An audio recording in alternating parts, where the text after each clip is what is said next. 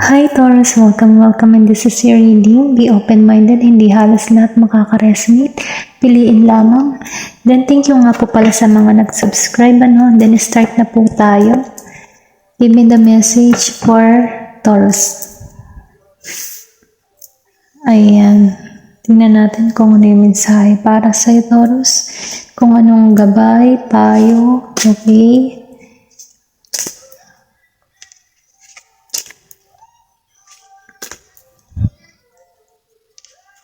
Yan.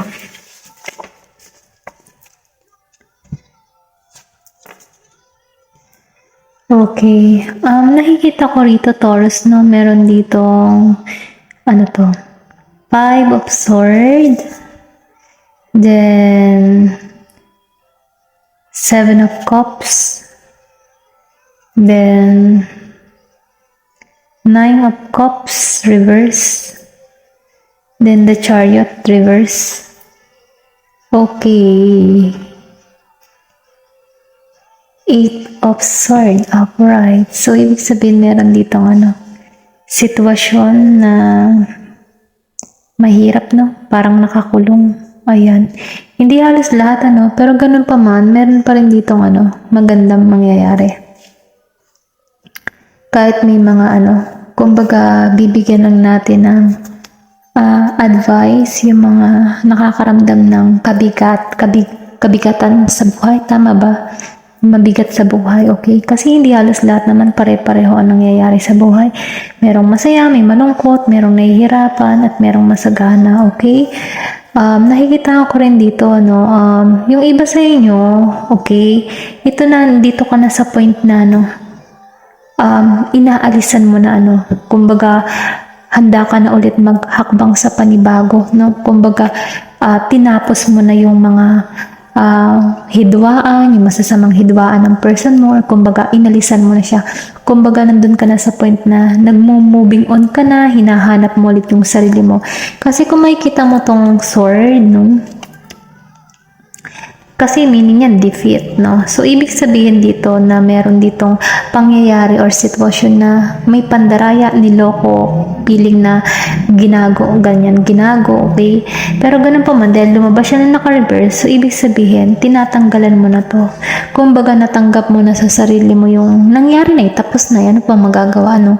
Okay, parang ganun yung kumbaga, inalisan mo na to, andun ka na sa point na gusto mo na ulit magsimula, gusto mo ng panibagong fresh air.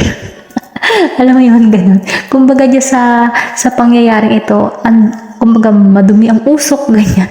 Ngayon dito, lumabas na ito naka-reverse, no? Humahanap ka na ng sariwang hangin. Ayan. Ganun ba? Ganun yung nafe-feel ka dito. Andun ka na sa point na hinahanap mo ulit yung sigla, okay, saya, na inagaw sa iyo ng panahon. Kumbaga, inagaw sa iyo ng tao na nanloko sa'yo. Kumbaga, inalisan mo na siya. Kumbaga, tinanggalan mo na siya, okay? Ayun yung nakikita ko, Hindi halos lahat makaka-resonate, okay? Ito lang yung nakikita ko. Then, punta tayo dito sa Seven of Cups, upright. So, nakikita ko rin dito yung iba sa inyo, nangangarap, okay? Andun na tayo sa point na nangangarap ka na. Kumbaga, hantong ka na ulit sa panibagong oportunidad kasi inalisan mo na yung maduming usok So, ngayon, adaw ka na sa fresh air. So, ngayon, nangangarap ka na ng panibagong yugto ng iyong buhay, panibagong oportunidad, panibagong ideas, nangangarap ka na ulit na bumangon paunti-unti kasi nakikita mo na ulit yung halaga mo bilang ikaw, okay? Then, nakikita ko rin dito, yung iba sa inyo, sabihin natin na maraming pinagpipilian, maybe ang daming pumapasok sa yung mga idea na gusto mo, ano ba yung uunahin ko? Ano ba yung dapat kong gawin? Kumbaga yung iba nagkakaroon na rin ng routine sa pang-araw-araw, marami siyang pumapasok na mga idea na gusto niyang gawin, okay? Then nakikita ko rin dito, yung iba sa inyo, nahihirapan naman sa sabihin natin sa mga manliligaw, maybe dahil sa pagbabago, dahil na hinanap mo na ulit yung sarili mo, naka-moving on ka na, ibig sabihin nakakapagpaganda ka ulit, na kumbaga nabubuo mo na yung sarili mo. Ngayon, maybe ikaw yung tipo ng tao na ngayon ay naghahanap na ulit, pwedeng ikaw yung naghahanap or pwede rin sabihin na maraming option kang dumarating sa buhay mo, okay? Then, nakita ko rito sa sabihin natin, Nine of Cups reverse, kasi lumabas siya ng reverse. Kumbaga yung iba sa inyo, hindi halos lahat kumbaga yung iba kumbaga nagsisimula na ulit, at yung iba sa inyo nahihirapan pa sa sitwasyon niya. Maybe yung iba sa inyo sabihin natin na hindi niya kumbaga sa dream niya nagkaroon siya ng failure sa pangarap niya. Kumbaga unti-unti na nawawasak yung mga pangarap niya, okay? Nakikitaan ko rin dito na yung iba parang naging bangungot yung karanasan na nararanasan. Maybe ngayon nararanasan niya ito, or pwede sabihin na yung nakaraang buwan, or pwede rin na kahit matagal na sinasako pa rin siya ng ganung pakaramdam na sabihin natin na nanghihinayang, or pwede rin sabihin na nawala ng pag-asa, okay? Pero sinasabi dito, huwag kang mawala ng pag-asa kung ikaw man ay hindi nagiging masaya sa sitwasyon mo ngayon, or pwede rin sabihin na ito yung dinadala mo na nahihirapan ka, Kasi, Nine of Cups, reverse, lumabas yung naka-reverse. Kumbaga, kahit nahihirapan ka, meron ditong parating sa iyo na magbibigay sa iyo ng kumbaga inuutusan ka dito na humakbang ka sa panibagong direction. Kumbaga kung dito sa point na ito, nahihirapan ka sa sitwasyon mo, humanap ka ng panibagong direction na magbibigay sa iyo ng positibo, Ayan. Then nakikita ko rin dito kasi na or maybe meron ka ditong person na sumira sa mga pangako mo, Kasi din lumabas din dito si Eight of Sword upright, kasi lumabas siya na naka-upright. So, ibig sabihin, mas pinipili mo ngayon i-isolate yung sarili mo sa karamihan. Kumbaga, andun ka sa point na meron sumasakop sa'yo, or sabihin na-i-stuck ka sa ganung sitwasyon na naalala mo yung mga masasakit na nangyayari sa'yo na hindi mo siya maalis-alisan. Kumbaga, ikaw din mismo yung kumbaga maraming pumapasok na negative thoughts sa'yo, or sa isipan mo na mga negatibo na ito yung mismong bumabaon sa'yo upang hindi ka makaalis sa ganyang sitwasyon, or ganyang sitwasyon, okay? Ito na yung nakikita ko, kasi meron ditong sabihin natin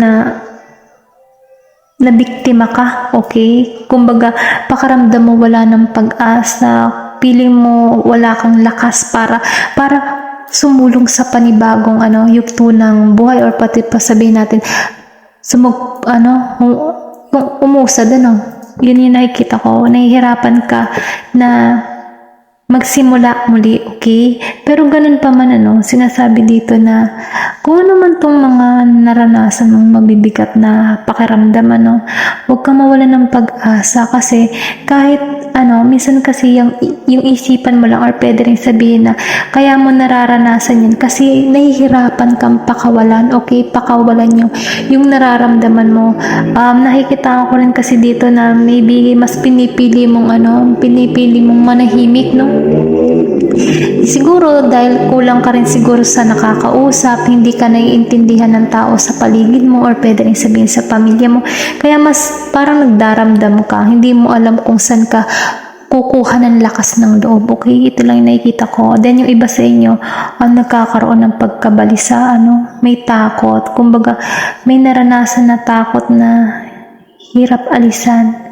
Ayun yung nakikita ko. Pero ganun pa man, sinasabi dito, kung nakakaramdam ka na parang yung pakaramdam na hindi mo maalis-alisan, sinasabi dito na wag kang mawawalan ng pag-asa, lumaban ka, kasi yung ganyan kasing pakaramdam ay minsan ay sa isip lamang natin.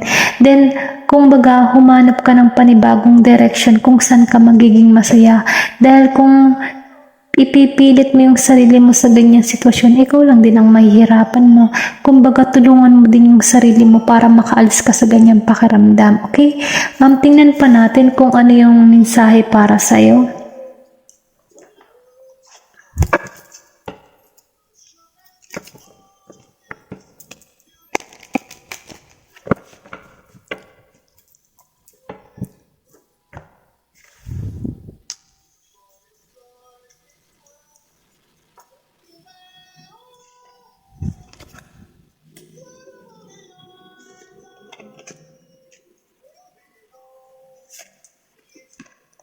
Okay, lumabas ang prayer. Maybe ito, dito sa nararanasan na ito na nabibigatan, ano, sinasabi dito, no, na manalangin ka kasi kung ano man yung takot na dinadala mo, si God lang yung makakawala ng ganyang pakaramdam. Kumbaga, kung ikaw ba'y natrap sa ganyang sitwasyon, manalangin ka, no? Magdasal ka na tanggalin yung ganyang pakaramdam kasi si God ay walang imposible ang kanyang gawa. Kumbaga, kung ikaw ay pinanghihinaan ng loob dahil sa takot, kung ano man yung sakit na nararanasan mo, siya lang ang makakapagpabago sa'yo, okay? Kasi dumating na rin ako sa ganyang point, alam mo ba, na parang nahihirapan ako. Kumbaga, hindi ko alam, feeling ko pa ulit-ulit na lang yung ganang sitwasyon.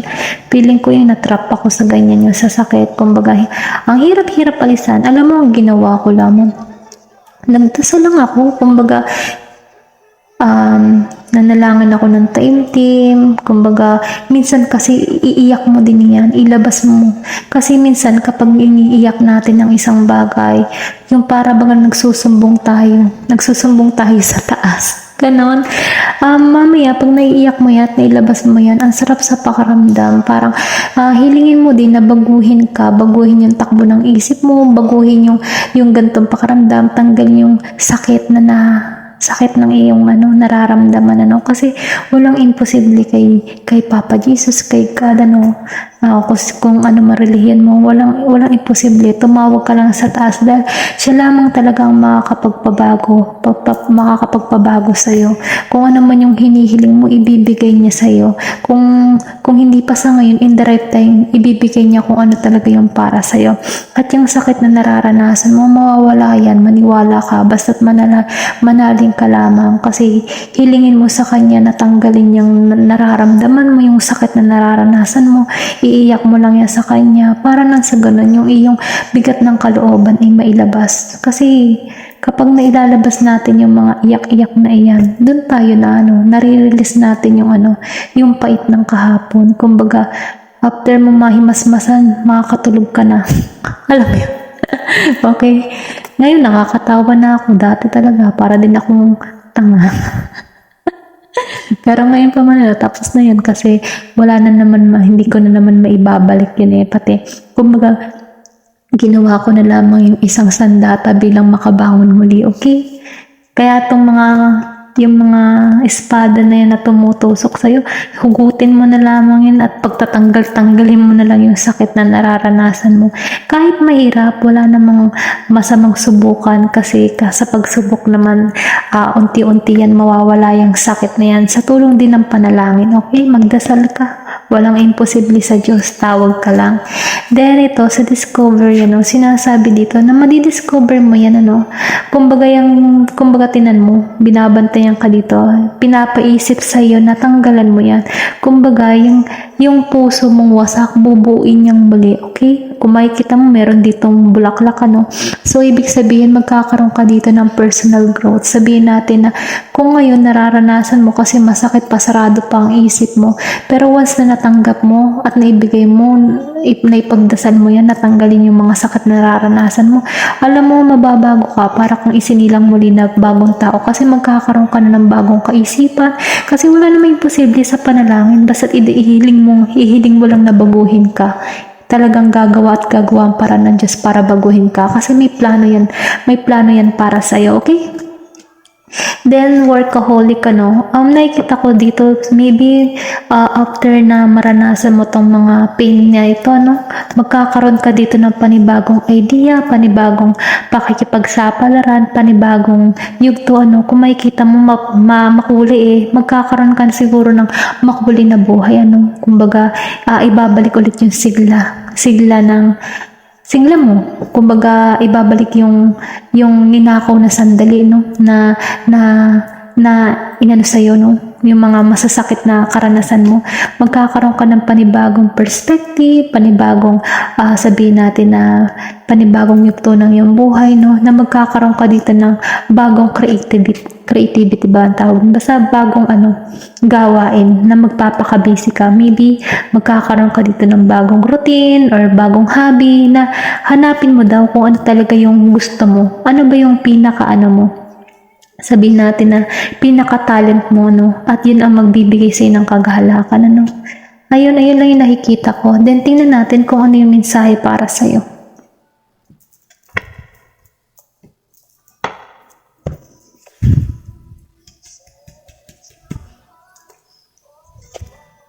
Yeah. Ano to? Tingnan ko lang. Ito. Makikita mo dito, no? Matthew 6:34. Take therefore no thought for the tomorrow, for the tomorrow shall take thought for the things of itself. Okay. Parang sinasabi dito, no? Kasi masyadong malalim din yung kanyang salita dito eh. So, kung para sa akin, ano, kumbaga, yung kahapon, kumbaga, ano ba magandang maiahalin tulad ko dito, no? Kumbaga, wag kang manatili sa kahapon kasi hindi mo alam kung anong naghihintay sa'yo sa hinaharap. Ayun, yun lang yung napil ko lang dito sa salita nito. Kasi yung mga masasakit na nangyari ng kahapon na yun tapos na yun. Kumbaga, meron talagang naghihintay sa'yo na mas maganda sa hinaharap. Okay? Ayun lamang po, ano. Thank you for watching, ano, and love and peace.